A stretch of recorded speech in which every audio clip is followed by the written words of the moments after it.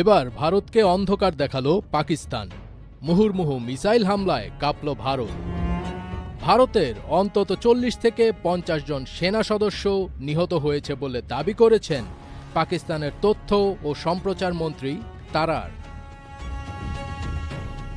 বৃহস্পতিবার সংসদে একটি প্রস্তাবের ওপর বক্তব্য দেওয়ার সময় পাকিস্তানের এই মন্ত্রী বলেন, ভারতের ক্ষেপণাস্ত্র হামলার জবাবে পাকিস্তানের পাল্টা হামলায় নিয়ন্ত্রণ রেখা বরাবর ৪০ থেকে ৫০ জন ভারতীয় সেনা নিহত হয়েছেন। গতকাল রাতে পরপর বিস্ফোরণে কেঁপে উঠেছে ভারত।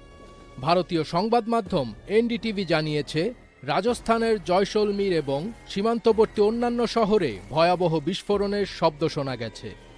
পাকিস্তান সামরিক বাহিনী ভারতের বিভিন্ন সামরিক ঘাঁটির উপর একযোগে মিসাইল ও ড্রোন হামলা চালানোর পর সীমান্তবর্তী রাজ্যগুলোতে ব্ল্যাকআউট ঘোষণা করা হয়েছে।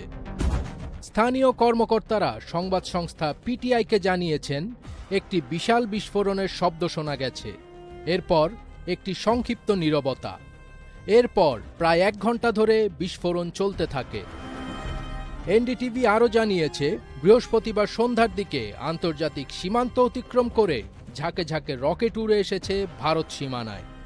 এ সময় পাঞ্জাব, রাজস্থান এবং জম্মু কাশ্মীরের শহরগুলিতে বিমান হামলার সাইরেন বেজে ওঠে এবং বেসামরিক ও সামরিক অবকাঠামো রক্ষার জন্য সম্পূর্ণ ব্ল্যাকআউটের নির্দেশ দেওয়া হয়।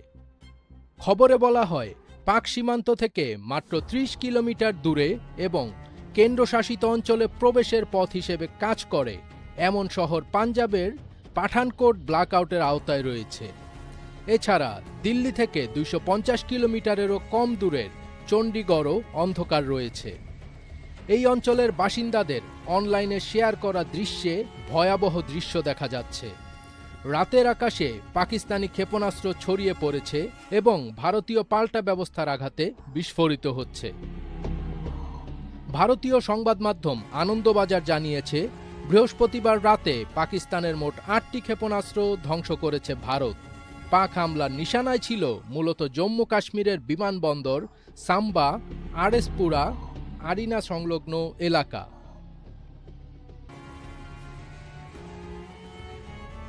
ফজবির তাজ, এটিএন বাংলা।